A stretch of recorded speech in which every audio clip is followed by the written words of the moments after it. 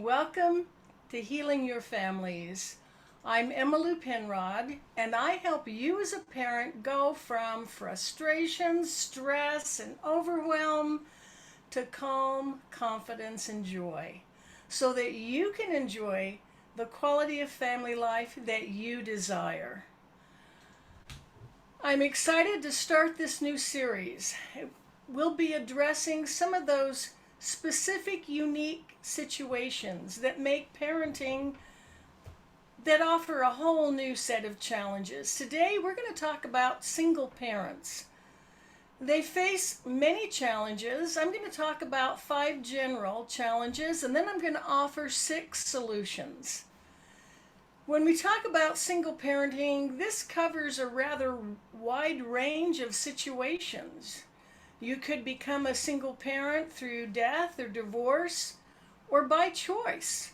More and more people are choosing to have that experience of raising children on their own without a partner, either through adoption, surrogacy, artificial insemination, whatever the situation is. But and it is also possible to be a single parent even though you're married. We're talking about that situation where you are providing the bulk of the responsibility, the material, providing for the material and physical needs, the emotional support, the discipline, the training, the nurturing, where you feel it's on your shoulders and you're doing it alone. And as I mentioned, this can happen by choice or it can happen to you.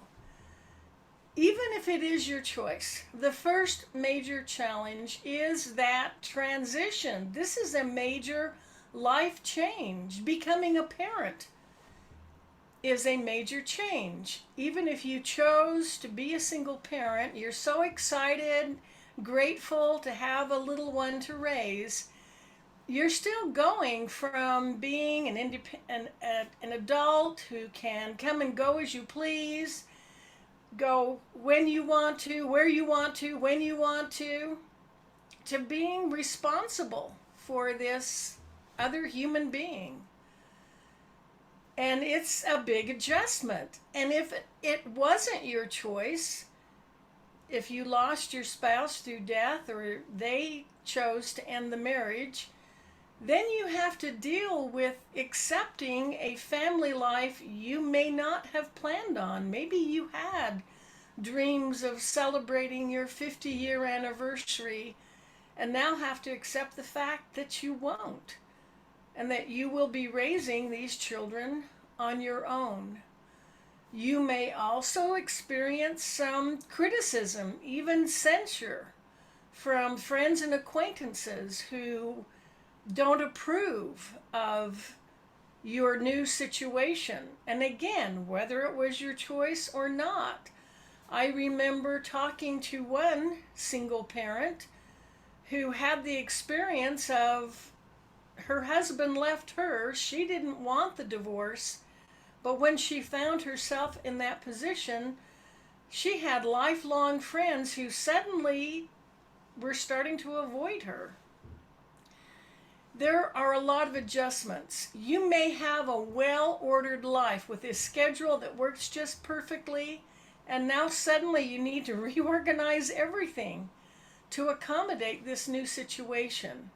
Now, this isn't only a major transition for you, it is for your children as well. And you will be the adult who needs to help guide them through this major change in their life. One woman shared the story with me that she initiated the divorce. She was in the situation of being a single parent even though she was married because her husband struggled with alcoholism. So she finally decided, I'm done dealing with this. She packed up his belongings. She shipped him out. Her daughter came home from school to the news that her parents were going to get a divorce.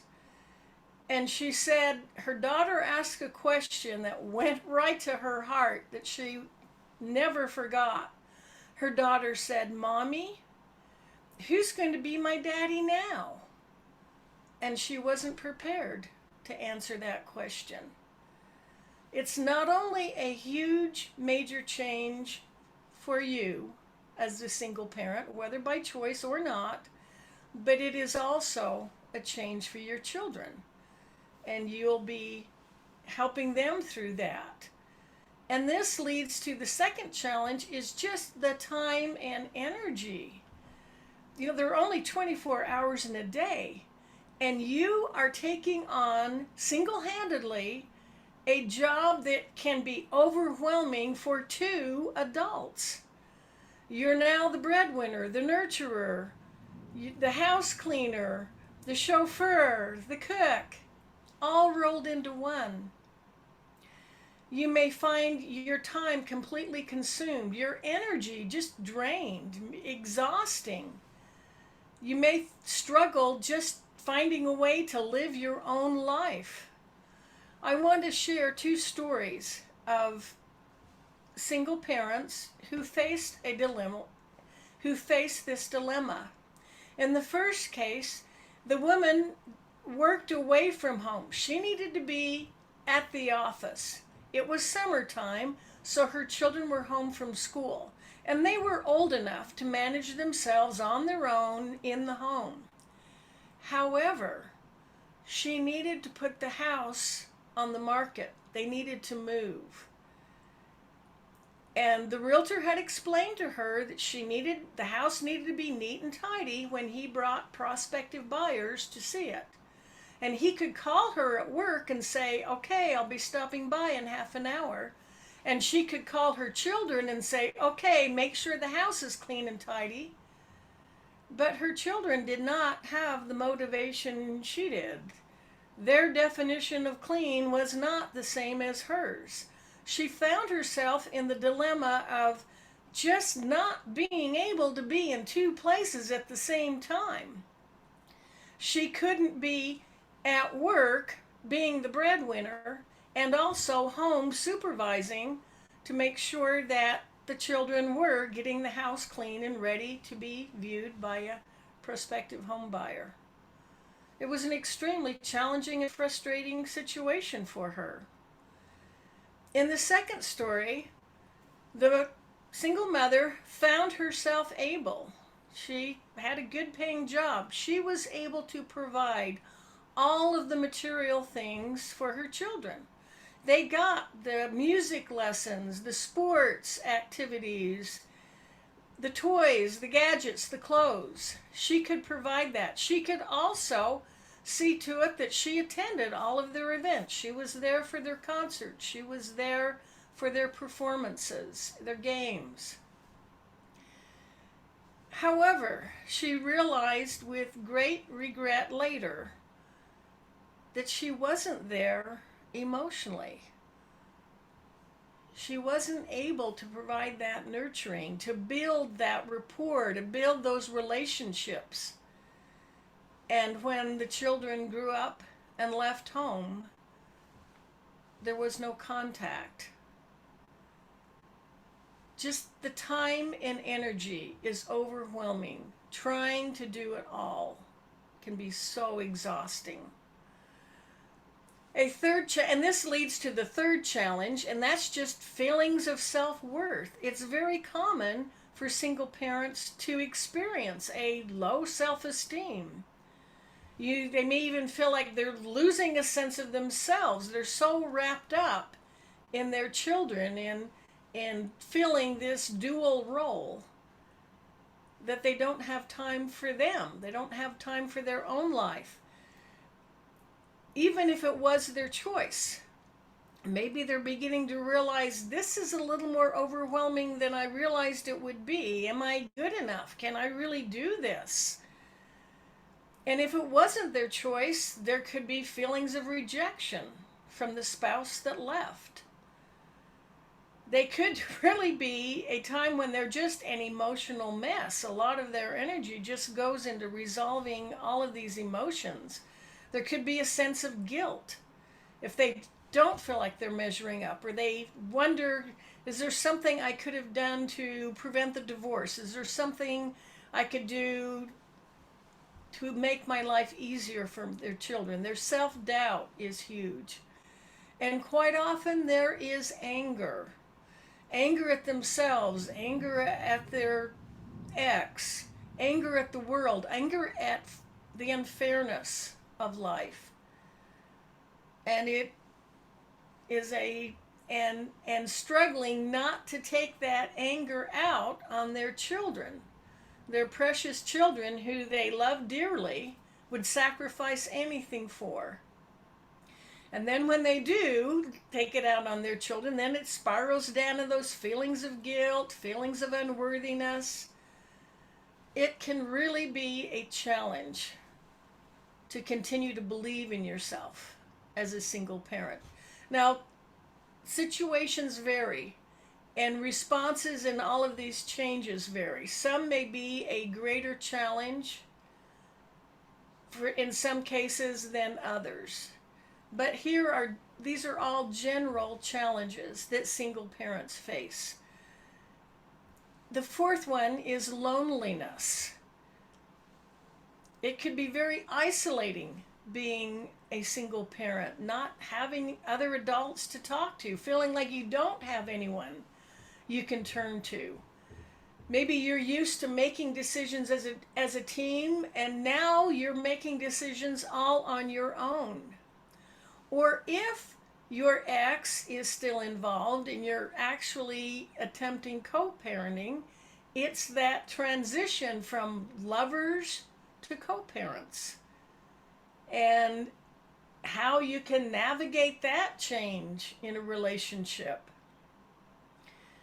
Sometimes single parents feel that overwhelming desire to rush into another relationship. And they find themselves in the position of looking for love in all the wrong places. They're just ready for that rebound.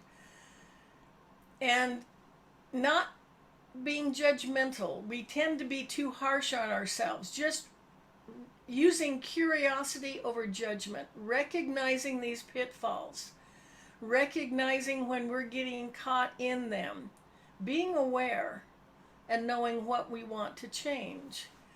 As a high school teacher, I witnessed many times a situation where a single mom or a single parent was taking their children along with them from one failed relationship to another. They would find a new interest, get them involved in their child's life for a month or two, only to realize it's not going to work, and then move on to the next. And then again, this can lead to those feelings of self-guilt, self-doubt.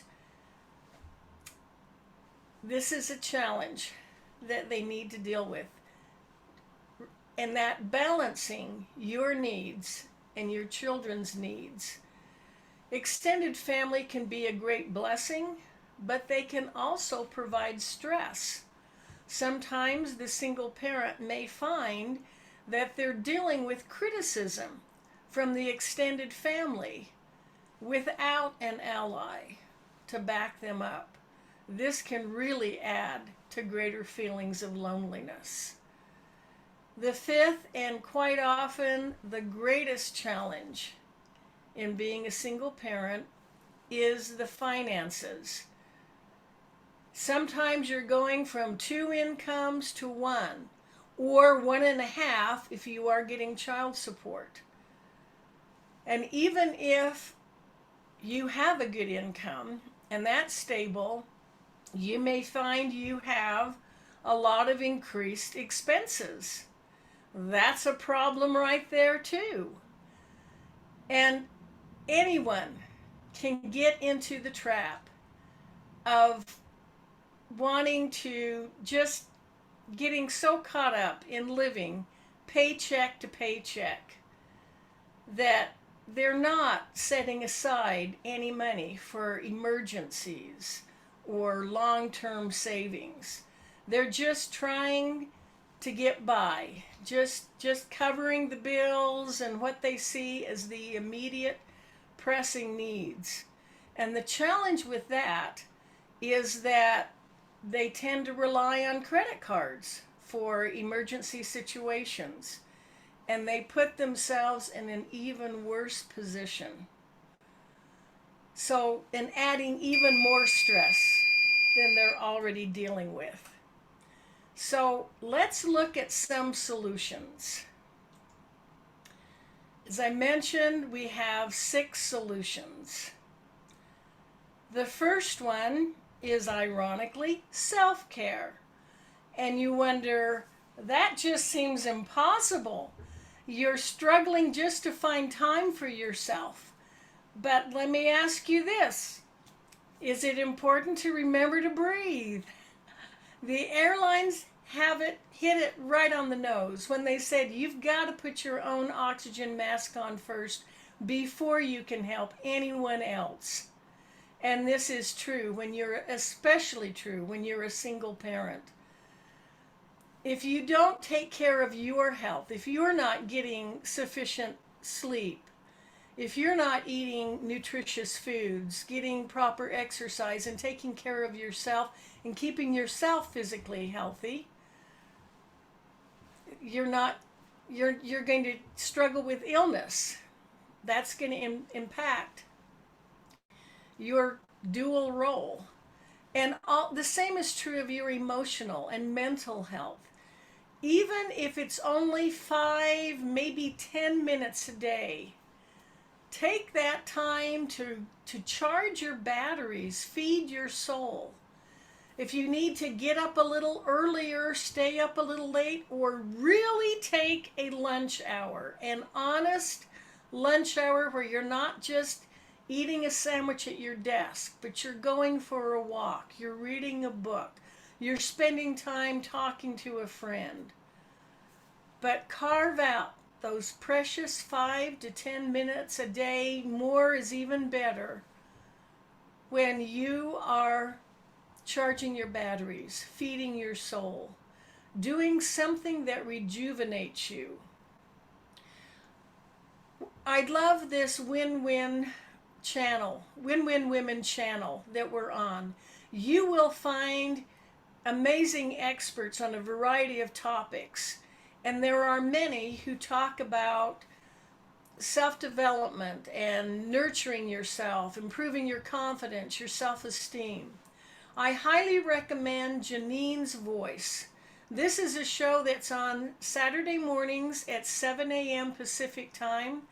The host is Janine Rivers, and she is absolutely delightful in sharing tips and ideas on how you can find your voice, take care of yourself, love yourself. Find ways to do that, and also replace those negative thoughts with positive thinking. It really is true that if you change your thoughts, you can change your life. Your thoughts lead to your emotions. Your emotions contribute to your behavior, and your behavior brings about your results. If you're able to let go of those negative thoughts of self-doubt, self-loathing, not believing you're good enough, and replace it with thoughts of gratitude, believing in yourself, recognizing your achievements and your progress, and believing you can move forward and be the kind of parent you want to be, it makes a huge difference. The second solution is to surround yourself with people who believe in you and who understand your situation without judgment. They accept you as you are. You know, it's been said frequently that we become like the 5 people we spend the most time with. Carefully select those 5 people.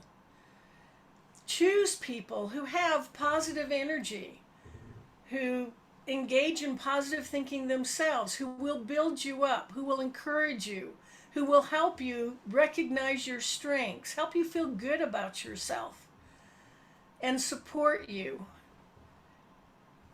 That is critical. The next thing is your safety guidelines. These are the things that will protect you and your home, your family. These are the standards you set for yourself. When do you want to go to bed at night? When do you want to get up? How much reading do you want to do? What do you want to do to take care of your physical health, your nutrition? And deciding what kind of treatment you will accept. Setting those healthy boundaries and setting the goals for how you will behave. Be thinking about the kind of environment you want to live in and set your standards for your behavior. Remember, the only person you can really completely control is yourself. You will have great influence on your children and they'll follow your example, but the only person you can control is you. Decide what behavior you want to engage in to get the environment, the home, the quality of life that you want. Then extend that to your home. Set that guideline in the home. If dirty dishes sitting on the counter and in the sink are a stress to you or distasteful, set that guideline that dirty dishes are rinsed and placed in the dishwasher. That's your standard. That's what you do. You set the example. You teach it to your children. And it is accepted that in our home, dirty dishes are rinsed and put in the dishwasher. Clothes are hung up and put in the closet or put in the dirty clothes hamper. Set the guidelines and relationships, communication. How do you want family members talking to each other? Do you have the guideline that we only raise our voices if there's a fire? We speak to each other with kindness. We resolve conflict with respect. Set those safety guidelines for your home, what behavior you want in your home. And establish ahead of time responsibilities each family member has for helping to clean and maintain the home. And even talking about what's the backup plan if someone doesn't follow through with their personal responsibilities. If you have that discipline plan in place in advance, it eliminates a lot of stress, a lot of contention, a lot of heartache. Use safety guidelines. It can even extend outside of your home. How are you going to interact with the rest of the world? When are friends welcome to come over? What about extended family members? Again, extended family can be your greatest support and also a stressor. Are there extended family members that it might be best for your children if contact is limited or supervised? Set those safety guidelines, beginning with yourself, then to your family, and then outside your family. Keep that going. The next thing is to study. It is really a mistake to assume that parenting is just intuitive, that just by being a parent, you'll just know what to do. It's much more complicated than that. Take time to learn. You can learn from another family. If they have the kind of family life you want, learn from them. Read books on parenting. Take a parenting class. Learn those tools that will help you be more effective, that will help prepare you for handling situations that may come up. Be prepared in advance rather than in the heat of the moment. That will be a great asset for you and your children. Now, support system. Who will you call at 2 a.m. when there's an emergency? Again, extended family can be wonderful for this. They have the love, they have the commitment. if you have that really good, positive, loving relationship with them, don't be afraid to ask for help. We want to pride ourselves on being so independent and so strong and capable. For the best interest of yourself and your children, be ready and willing to ask for help from extended family members, maybe a network of other single parents. You can support each other. The school, if you want the best education possible for your child, hopefully you already have a positive relationship with your child's teacher so that you're communicating freely and you're focusing on how you can help your child succeed. Look around for resources in your community. Another show I'm going to recommend is called Momversations, and it's on Saturdays at 4 o'clock, and the host is Reagan Barnes, and she is the co-founder of the nonprofit organization Momovate, which is dedicating to providing many resources and support to mothers. One of the most amazing things I think they do is called the revolving closet. So in various communities where they have volunteers, a mother will dedicate one room of her house or one closet to storing children's clothing, so that anyone in their community, when their children start outgrowing their clothes, can take them and exchange them for clothing in larger sizes. It's a brilliant concept. Children outgrow their clothes so quickly. Be aware of the resources in your community. And now the last solution for probably the greatest challenge is that finances. Become financially literate. Learn how money works. Learn how to look at your money allocation. Find a way to set aside a consistent amount every week, every month, into an emergency fund, which can be used. And you know it's going to happen at some point. An appliance or your car will need to be repaired or replaced. If you start accumulating that fund, then you don't have to use your credit card. You can take it out of that fund, but keep contributing so you can build it back up for the next emergency. And then have a separate fund, long-term savings that you don't touch. That's for retirement. Patricia Allen was a single mother, and this is something she's really passionate about. She has the show Wealthy and Wise, Mondays at noon on this channel. I highly recommend that show as well. Learn about how to manage your finances. It will greatly reduce your stress. And please go to my website, healingyourfamilies.com. You can learn more about my coaching program, Healing Families.